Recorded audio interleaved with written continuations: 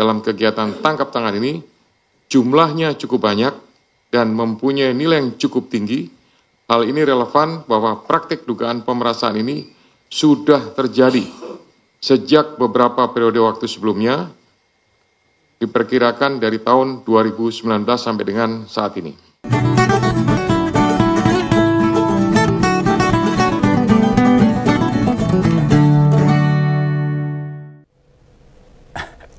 Setelah semingguan ini Om Begawan berkutat pada perayaan hari ulang tahun kemerdekaan Republik Indonesia yang 80, kembali Om Begawan pengen membedah situasi politik saat ini, terutama pada peristiwa OTT KPK yang kemarin masih tetap heboh ini. Ini Om Begawan pengen narik ini ucapan tentang mengapresiasi kinerja KPK dulu. Ya, terutama waktu melakukan OTT pada Wakil Menteri Tenaga Kerja, si Noel. Lo kan pas hari Kamis kemarin tuh Om Begawan sempat bicara, menyebut kata apresiasi waktu ada kegiatan tangkap tangan. Oh, pernah yang sing dicekut di kelasnya Wakil Menteri loh. Ya mungkin sudah lama kita semua berharap mestinya kerja penegak hukum, terutama KPK itu tak pandang bulu. Ya kita sudah lama menunggu loh. Kinerja KPK bisa balik seperti sebelum tahun 2010-an. Seusai sama mandat, sesuai sama mandat dan tugas waktu dulu dibentuk. Tahun 2001 lah, waktu presidennya Mbak Megawati Soekarno Putri. Hanya sudah beberapa tahun terakhir ini KPK seolah-olah hanya jadi alat kepentingan kekuasaan saja. Dan masyarakat jengah ini. Nah, di pengungkapan OTT Wamenaker si Noel, lembaga anti rasuah jelas-jelas gagal menyembunyikan keanehan-keanehan. Sesuatu yang tak semestinya. Jadi kita coba ini, asah isi kepala kita ini. Biar cerdas, biar nggak gageh sebagai masyarakat. Buat melihat apa saja yang aneh di perkara pemerasan pengurusan sertifikasi K3. Di setiap perusahaan. Begane kesel banget. Wanyel. Dedel ini hati saya ini. Lah progres KPK kalah keren sama kejaksaan. Kok piye coba? KPK itu kan super body, harusnya lebih dari kejaksaan.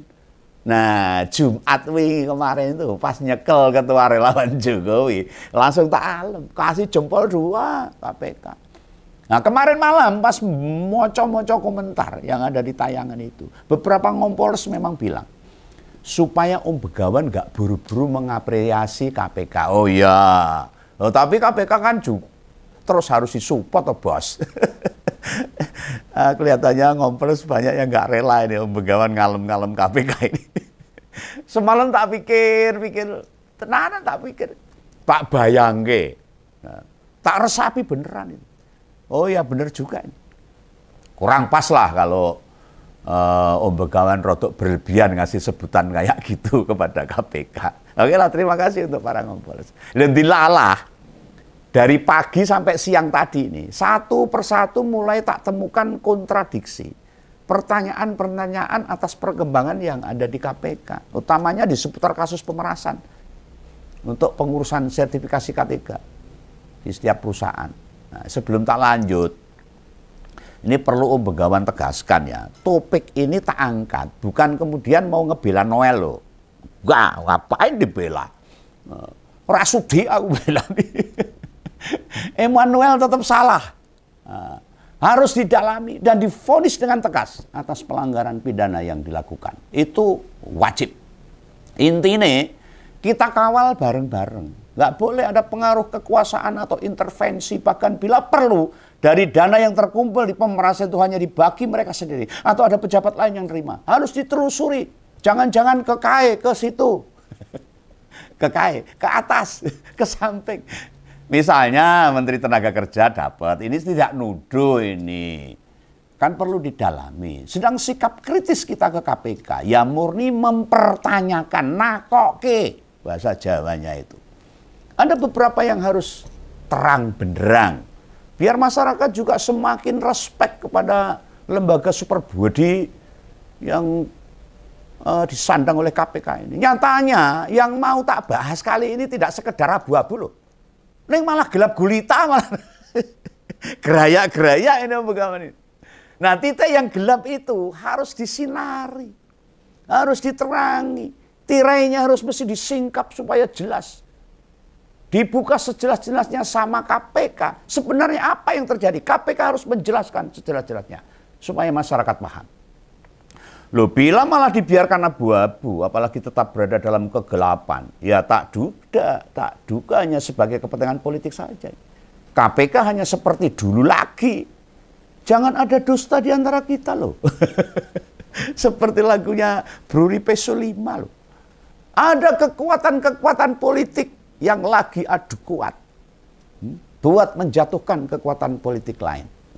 Jadi ini penangkapan Noel demi kepentingan politik siapa? Ini kita pertanyakan. Ya aku tuh tak tunggu perkembangannya lebih lanjut. Jadi benar kalau Begawan tidak tergesa-gesa untuk mengapresiasi kinerja KPK. Sembari nunggu perkembangan atau memperhatikan, menganalisa dari kasus ini, maka Begawan akan perlihatkan ini.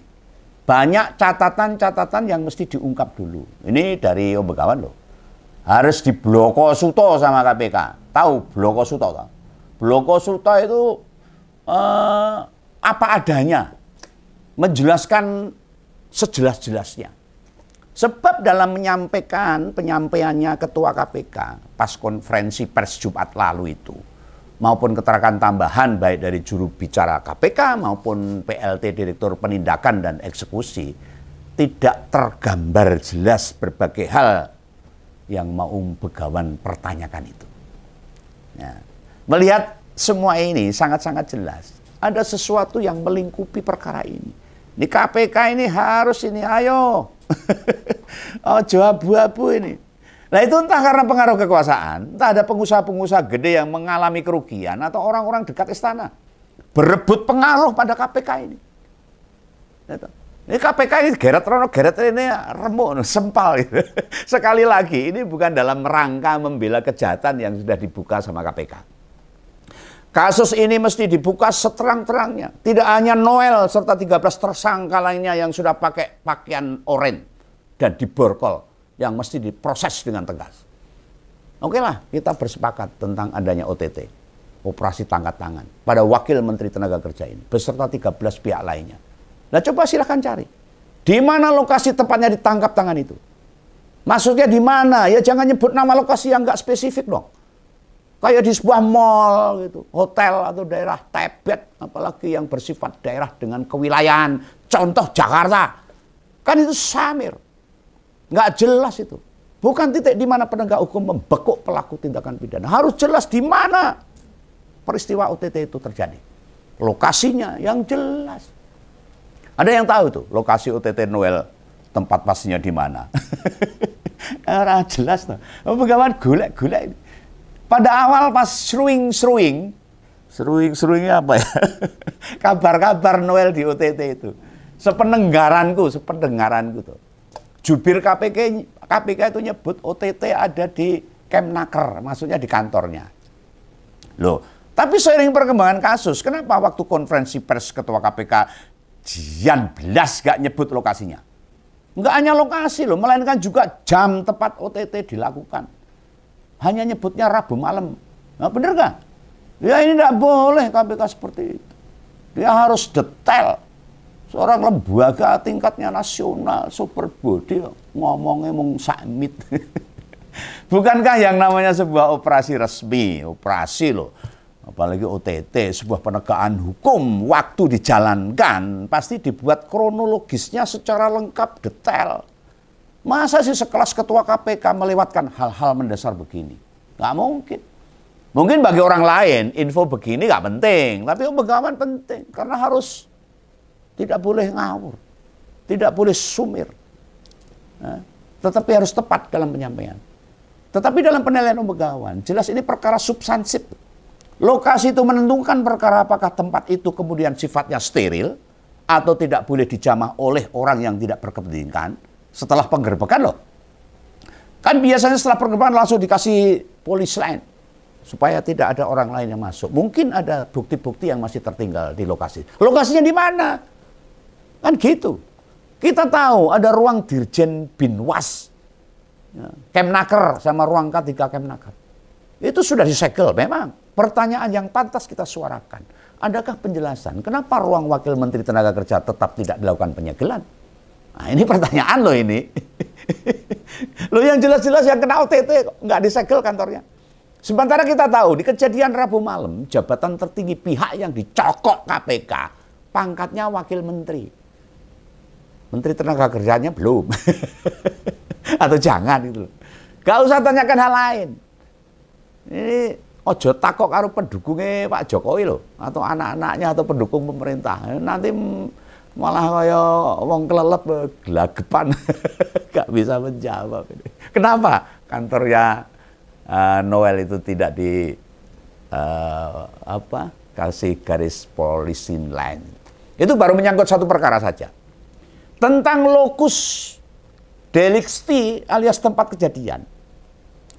Dan tanpa kejelasan titik penangkapannya. Publik kan nggak tahu tuh, apakah di tempat itu kemudian beneran disterilkan apa enggak, kan nggak tahu.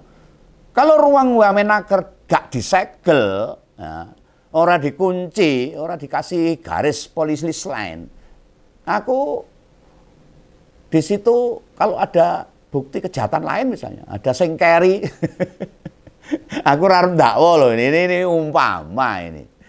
Ini mau seandainya, kan berarti ruang itu sempat dibersihkan, toh, dibereskan. Bila terdapat dokumen kejahatan lain, piye coba? Nah, ini perlu saya sampaikan. Ya rakyat bolehlah bertanya seperti ini. Ada yang bisa bantu Om Begawan? Nyari. Sakjane panggonane OTT Noel itu terjadi di mana toh? Mudah toh. Ini pertanyaan mudah ini yang harus dijawab oleh KPK sendiri. Ada orang KPK yang sempat menyatakan tempat ini. Terus berikutnya, ini pertama tadi. Soal kabar tertangkapnya Ketua Relawan Prabowo Mania. Disebut Rabu malam. Anda merujuk regulasi yang melekat di KPK. Status Bung Noel harus jelas paling lama 24 berikutnya. 1 hari. Kenapa sampai Jumat sore atau malah petang itu statusnya baru disampaikan sama Ketua KPK? Ada apa? Nah ini masyarakat kan jadi curiga. Oh Jojo bargaining meneh. Ini nggak nuduh loh ini. Ya bisa sih. Status Noel sudah ditetapkan pas Kamis dan konferensi pers dilakukan Jumat boleh. Bisa terjadi. Namun dengan perkara yang menyangkut pejabat publik, mengapa molornya lama banget? Sejak Kamis siang sampai habis Jumatan loh. Kan wes rame itu, malah ngompol Kamis sore. DCI metu ngangkat kabar ini. Menyampaikan kepada masyarakat bahwa ada penangkapan OTT Wamenaker si Noel itu. Nah mereka atau petinggi KPK sempat ngomong juga, yang saya dengar ini petinggi KPK akan ngasih keterangan Kamis. Nyatanya yorai molor sampai Jumat. Konferensi pers baru terlaksana Jumat sore. Lebih dari 24 jam penangkapan. Ini pelanggaran.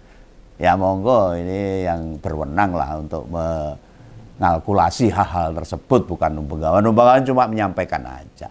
Yang kayak gitu, ini sok-sokan berani bilang konferensi pers itu sebagai bentuk transparansi publik. Ya telat no. Telat bos. Jelas-jelas jubir KPK pas Kamis itu wes ngomong. Nanti mau diadakan konferensi pers. Loh buktinya terjadi enggak? Enggak. Wartawan padahal nongkrong di KPK sampai Jumat dini hari loh. Om Begawan apal banget ya kayak gini. Mengko genah dalie, mereka semua masih diperiksa. Belum rampung. Biar keterangannya yang diberikan agak jelas gambarannya. Alah, alasan itu. Kalau sudah OTT dengan bukti yang sudah faktanya ada, kenapa tidak langsung ditetapkan sebagai tersangka dan segera dikonferensi perskan? Kan bisa sih disampaikan informasi yang awal dulu. Nggak harus lengkap semua kan, ya nggak apa-apa toh. Ini aku raya untuk curiga piye. Lu ditangkapnya Wamenaker, kayak ada sesuatu yang melatar belakangi. Ya kalau Begawan maklum lah, karena dia itu dekat dengan Jokowi, mungkin. Saya nggak nuduh lagi. Atau dekat dengan Pak Prabowo mungkin, dekat dengan istana, dan seterusnya. Terus urutan berikutnya. Daftar kejanggalan yang tidak biasa ini. Yang ada di KPK ini. Pasti masih pada ingat toh. 15 mobil mewah dan 7 motor mewah dibariskan di teras gedung Merah Putih. Nek gak salah, habis Jumatan kalau nggak salah itu, dijejer-jejer itu. APKP pirang miliar itu. Yang mau Begawan tanyakan itu, kasus ini mergo OTT, mengapa tidak ada tumpuan duit yang mendukung bukti adanya OTT? Memang ada disebutkan uang itu, tapi tidak diperlihatkan berapa jumlahnya, berapa miliar atau berapa juta. Nah, padahal mendengar yang dikatakan Pak Setio Budianto, ada 170 juta uang rupiah dan 2.201 US dollar. Itu disita. Nah, kemana uang itu? Nggak diperlihatkan. Apa alasan tidak ikut diperlihatkan waktu konferensi pers? Ya lihat saja foto atau dokumen konferensi pers. Ada nggak? Adakah uang di atas meja di depan petinggi KPK? Orang enak. Ya Begawan boleh curiga ini. KPK harus menjelaskan ini. Om Begawan bukan mau nuduh duitnya di mana, di ngapain atau dipek siapa, enggak itu loh. Pasti ada juga. Hanya saja selama ini segala sesuatu benda yang ditemukan saat terjadi OTT dan itu berhubungan sama kasusnya, kebanyakan kan ditunjukkan tuh uang. Kenapa untuk kasus Noel ini tidak diperlihatkan? Dan juga hanya dalam 2 hari, baru kali ini KPK bisa ngangkut 15 mobil plus 7 motor gede dibawa ke KPK. Baru kali ini saya tahu itu. Pirang truk itu. Pakai kontainer apa, dituntun. Lawang angkut mobil Kang Emil saja loh kemarin itu. KPK butuh berbulan-bulan loh. Baru diangkut. Ini langsung sehari langsung. Bras-bras. Lo kira-kira nek Om Begawan menanyakan hal ini, masuk akal enggak? Ini monggo Kompolres bisa menilai. Wes kuwi eneng pirang perkara sing tak pertanyakan nanti. Ya, kalau nggak salah ada 3 ya. 3 itu tadi yang saya pertanyakan. Ya, sudah. Cukup. Tapi ada juga ini, ada lagi. Pada nyimak omongannya Mbak Menaker nggak? Ini perlu kita jelaskan aja. Yang mau dimasukkan ke mobil tahanan KPK itu, ada 2 yang dia sampaikan. Perlu Anda tahu itu. Yang pertama, dia menolak dituduh tertangkap tangan. Lho piye toh? Wah, enggak mau dituduh tangkap tangan. Yang kedua, ia menolak disebut sebagai memeras. Nah, ini monggo nanti KPK, pengadil, aparat yang bisa membuktikan. Ini sekali lagi loh. Om Begawan ora sudi mbelani wong modelan kayak gini nih. Jujur saja, orang dengan jabatan setinggi itu langsung minta duit pada yang ngurus sertifikat K3. Ini bodohnya tuh nggak ketulungan ini. Sembrono ini. Pasti ada orang kepercayaan dia yang dipasrai buat bertemu, buat bernegosiasi. Nggak mungkin Noel sendirian datang. Atau tawar-menawar perkara nominal yang mesti distorkan. Ini menurut pendapat Om Begawan loh, nggak nuduh loh. Supaya tidak saling membantah, KPK rilis saja itu video waktu OTT. Supaya jelas. Kan kita semua gen marem kabeh masyarakat ini. Masyarakat ini lagi anyel ini sama pemerintah ini. Loh dalam perkara ini, jane sing goro itu sapa? Goro tahu goro? Yang bohong, yang ngapusi. Soalnya gini juga ini. Tidak mungkin sebuah perusahaan ngurus sertifikat keselamatan dan kesehatan kerja diurus sendiri sama direktur perusahaan atau ownernya. Nah, sebagai petinggi relawan juga punya jabatan komisaris. Ya konyol nek nemui pihak-pihak yang lagi ngurus surat. Toh perusahaan pasti ngirim orang yang memang terbiasa atau ditugasi beres itu. Ada petugas sendiri. Bahkan Dirjen Binwas Kemnaker Pak Fahrozi sampai ikut tertangkap loh. Orang mesake keluargane, anak-anaknya praisin itu. Tonggone barang ora malu itu. Sampai ikut tertangkap. Tapi jenenge menungso, nek wis kelewat serakah, sing dipikir mung waduk karo cangkeme tok. Sisan. Karena PKB dikuasai, karena PKB dimplok itu loh. Makanya sekelas dirjen ikut-ikutan turun langsung di perkara ini. KPK juga tidak menjelaskan apakah ada pelacaan, ada komunikasi yang terbangun antara Wamenaker sama owner perusahaan untuk negosiasi tarif K3 itu yang akan diperas itu. Lah gila nih ini. Lah kok di keterangan Pak Ketua KPK, iki aku ora ngerti, belum mendengar di mana peran sesungguhnya Bung Noel ini. Hah? Dia hanya menerima duitnya. Dia yang nentuin tarif 6 juta dari yang seharusnya 275.000. Dia pihak yang mau apes, pas ada OTT kebenaran rong Bali, atau gimana nih? Saya jelas piye. Ini harus dijelaskan oleh KPK. Ini juga ada sangkut pautnya sama tempat atau titik di mana UTT beneran dilakukan. Lokasinya di mana? Di ruang K3, di ruang Ditjen Binwas Kemnaker, atau di ruangnya Wakil Menteri Tenaga Kerja. Ini masyarakat perlu penjelasan nanti. Semoga segera dijelaskan. Bila aparat penegak hukum dalam menjalankan tugasnya diintervensi atau berada di kepentingan kekuasaan, ya kayak begini ini jadinya.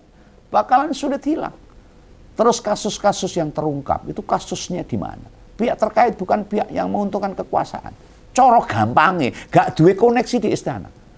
Om Begawan tuh maunya penegak hukum bekerja atas dasar undang-undang. Bukan pesanan, independen, harus sama di setiap hukum.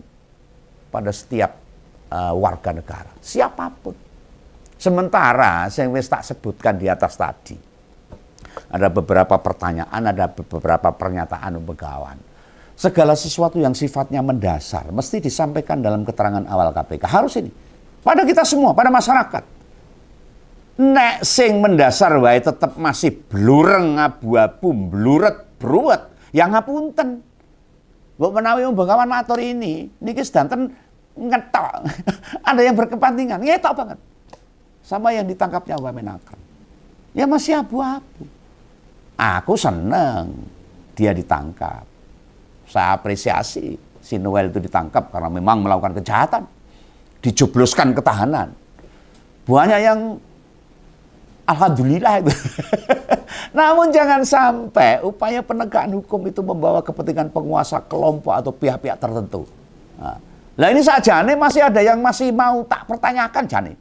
Masih ada beberapa poin yang kudu tak bedain. Nah tapi nanti untuk selanjutnya. Kayaknya durasi sudah kelewat dulu. Nah KB tak masukkan di episode ini. Wah terlalu lama. Kita lanjut di episode berikutnya aja. Aku seneng Noel yo terbongkar keculasannya. Kesombongannya akhirnya jatuh dalam peristiwa yang sangat memalukan. Neng akan lebih menyenangkan lagi. KPK bekerja profesional, independen dalam rangka penegakan hukum. Dan catatan pada KPK yang belum tak sampaikan di episode ini, itu ya masalah-masalah yang harus didengar KPK. Buat pembenahan di masa depan. Agar lebih baik. Yang mesti Om Begawan ngerti. Atau, siapa sih? Kok ampun men ini KPK ini gelem nerima masukan. Moga-moga mau ini KPK mendengar masukan Om Begawan. Moga bukan didengar. Ya monggo, mau didengar dan dijadikan bahan introspeksi KPK dari apa yang Om Begawan ungkapkan, apa yang Om Begawan pertanyakan, dan pernyataan Begawan, ya syukur. Nek diabaikan saja, aku enggak masalah. Anyel enggak, apalagi mutung. Tetap akan kami sampaikan apa yang ada dalam hati saya untuk kami sampaikan kepada masyarakat. Sebab tugas Om Begawan tetap bersuara kritis mewakili puluhan hingga ratusan juta suara masyarakat Indonesia. Demi rakyat, demi penegakan hukum, demi Indonesia yang kita cintai ini. Salam Begawan, jangan salah paham. Dadah.